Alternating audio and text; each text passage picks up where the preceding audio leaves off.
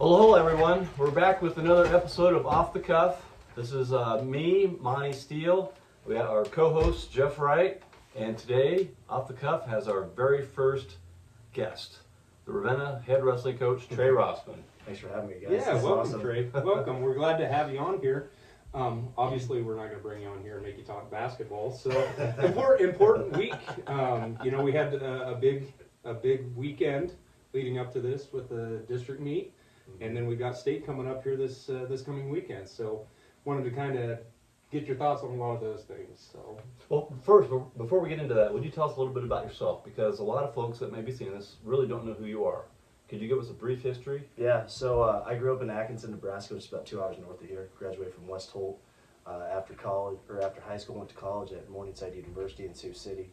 Did wrestling and football there.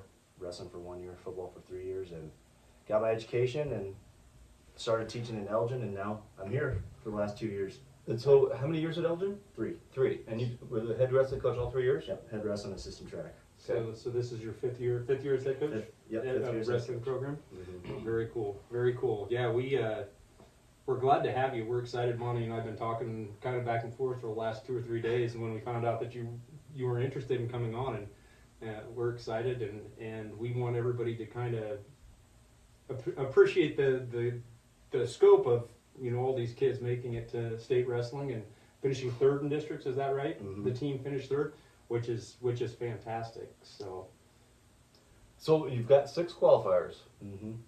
and one of them, Tommy Pasoda, infamously picked you up and slammed you after his district winning match. You want to tell us about that a little bit?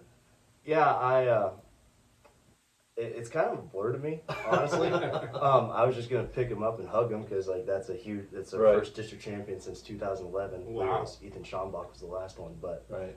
obviously emotions are high and adrenaline's going, and he picks me up instead, and then next thing I know, I'm getting thrown to my back, and I'm like, really knocked the wind out of me, and I went up to him. I said, Tommy, what were you thinking?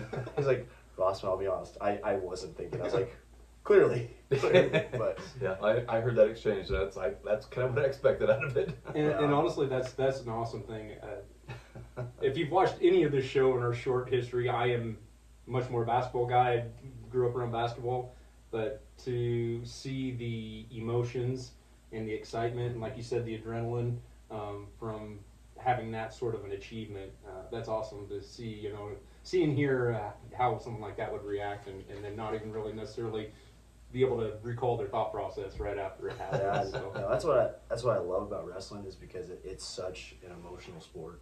I mean, there are so many highs, and you can speak of this having 3 boys go through it. Mm-hmm. But there are so many highs, so many lows, and when you reach the highs, it's definitely emotional. I was fortunate enough to also be a district champion, so I remember that feeling all too well.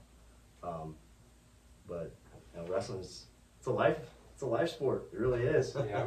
Because you win some, you lose some, but you always learn something from it. Yep, And, that's for sure. If Tommy gets a medal down there or gets a big one, I'm going to learn to just say, stay. Actually, that would be something that a lot of people from Ravenna, now that they know what happened, might be watching what happens now. What happens now? But that's super cool, and that's one thing I've also told Monty in my limited experience with wrestling is that it takes a special athlete to be a wrestler from the standpoint of it's all you. You're out there one-on-one. There's no excuses. You make a mistake, it's on you. You wrestle well. You get all the rewards. Right. You also have to take all the responsibility for when something doesn't go right. And that's a fantastic thing I think about wrestling as a sport. Yeah, it is. Well, Coach, we mentioned that you had 6 qualifiers. Mm-hmm. Do you want to talk about each of their opening round matches and what you think of each and what you know about each of their opponents? And actually, can I stop and Oh, sure. Let's have Coach tell us who all of his 6 state qualifiers are Okay. for those that don't know. Yeah, we got Grady Rasmussen. He's a freshman, 120 pounds. Carter Jasnock, 132 pounds. He's a sophomore. Hunter Douglas, a senior, 160 pounds. Samuel King, junior, 170 pounds. Owen Woodward, senior at 195 pounds. And then Thomas Pasoda, junior at 285 pounds. So, but speaking of the draws, when they first came out, it was a little delayed because track wrestling they do so many state tournaments for so many other states, so it was actually delayed a little bit for us, which after a long day like that, I kind of fell asleep right before they got released, but Yeah. So it was out Saturday night? it was out Saturday It night. was, okay. Usually what happens is after that last district result gets turned in, they start building the brackets and Okay. everything and get it released. So it's nice. You know, sometimes I wish the kids wouldn't see who they have. Yeah. And, Yeah. But they can't wait to find out either. yeah, they can't wait to find out. But you know, we got some good draws, I think. They call it the wrestling gods and the bracket gods in state wrestling. Right. Because there is no seeding in the state tournament. It's all Okay. just randomized of how you finish in districts. So for example, like Grady, Carter, Owen, and Sam, they all got paired up with a district champion from one of the 3 other districts. Because they were fourth place Because they were finishers. fourth place finishers, and Hunter, he got paired up with one of the 3rd place finishers from one of the other 3 districts, and then Tommy obviously got matched up with a 4th place finisher. Okay. So Yep. it's completely random. I've been on the end of both as a competitor and a coach, where you get a good draw, you get a bad draw, Mhm. but like they say in wrestling, you gotta step on the line and let it fly, That's especially exactly right. downstate. Yep, you get to this point, no matter what sport you're in, you want to be the best. You got to beat the best, and whether that's your first round match or that's your, you know, as it works No its way doubt. through the district, you got to beat the guy that's in front of you. So that's exciting. And one of the things that really struck me as you said that is who all was qualifying for state. 4 of the 6 are underclassmen, And which 4 of the 6 are first time qualifiers, so that's Yeah. that's huge. That's Yep, good. that's awesome. That's awesome. So Grady's first round match is a kid by the name of Dylan Brickachek out of Howes Dodge. Mhm. He's also a freshman.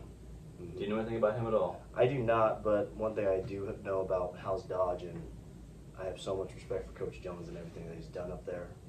He was just the district coach of the year in their district. Oh. Phenomenal person, but he's gonna have his wrestlers wrestling tough.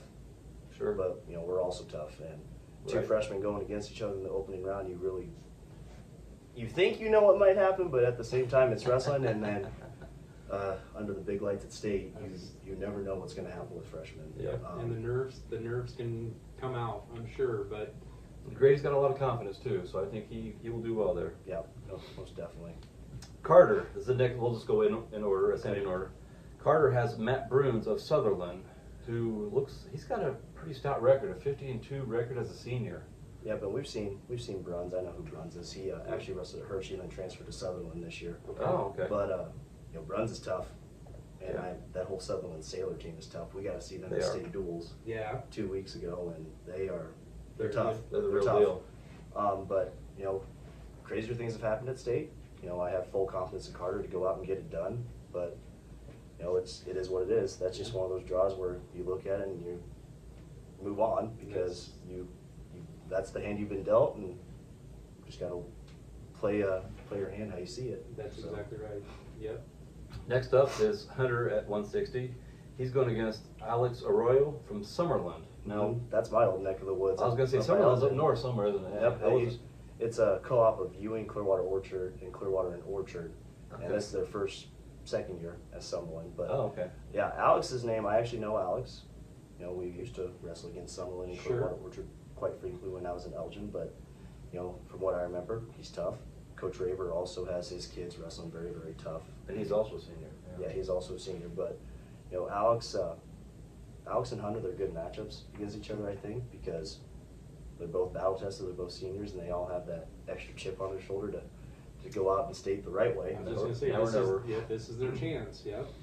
All right, next up is Sam, and he's got, I'm not sure how you say it, Colin Boston, I believe. Colin Gostin. Gaston, yeah. And he's also a junior from Hitchcock County. Yeah, we saw Hitchcock County at Pleasanton, and Sam wrestled him, and Oh, he did? Okay. yeah, and he got pinned. And I actually just asked him about that tonight at club, and I said, and he said, I think the phrasing he used was, I laid there like a limp noodle or something. I said, well, don't do it this time, Don't do it because this this is the time. big stage, man. Yeah. Well, and you know, I would think from a standpoint of, you have seen that wrestler before, you have a little experience there. He knows how he wrestled the first time, wasn't pleased with how he wrestled the first time. Chance for redemption. I think that's It is. that's a good thing. Good way to do it. Yeah, no doubt. And Owen at 195, he's got Ashton Hawkins from Axtell, Yeah. who's a junior. Yep, we actually wrestled Ashton at Ord and we actually beat him in the 5th and 6th place match. Oh, really? So, Okay. now we were talking about the irony of bracket draws and Yeah. everything, and I didn't realize that. now I saw Owen's draw, and I saw who he was paired against, and I just said, that's about as good of a possible scenario as you can probably have. For a 4-1. Well, yeah, for a 4-1, no Yeah. doubt. Yeah. So, but he's tough. Ashton's tough, but all my kids were battle tested. It's Owen's a gamer. and yeah, we're just gamers. That's good. Last guy, Thomas. He's got Brendan Hall out of SEM. Did Yeah. he meet up with him at the SEM invite? We've seen Brendan 3 times, I believe. Oh, no kidding. We beat him all 3 times, but Hmm. it's state, and kind of like we've been talking to Tommy. I said you got to take this thing one match at a time because you look at the bracket. Tommy also got a very favorable draw, Right. and I've been talking and checking in with Tommy. I just said, what's your thought process? Because I'm really big into the mental aspect, especially at state. Yeah. And I said, what are you thinking? What are you preparing yourself to do? And he said, I'm thinking of all the things I'm not going to do. I said, well, that's a good start. Yeah. But I mean, Brendan, he's a senior, so it's not like he's going to go out there and just lay down and die for us. No, It's- he's going to give it his all, I'm Yep. sure. Yeah. Well, and again, it's good to have some experience there. Tommy is not one that I really think is necessarily short on confidence either, which is great. And that, again, I think from a wrestling standpoint, from someone that's not really wrestled, You have to have that you quiet have swagger. yes, you do. You cannot go out there thinking, well, I hope I do this. You better be going out there thinking, I'm going to do this, because if you have doubt in your mind, You're done. yeah. And when it's one-on-one, if they see that from a standpoint, if they get to a certain point in the match and they kind of feel you may be letting up, or that resolve kind of fading, I think that's probably a negative thing for a wrestler. So, Yeah, and you can correct me if I'm wrong. Yeah, we talk about it too a lot, just like the mental aspect of it. We do meditation.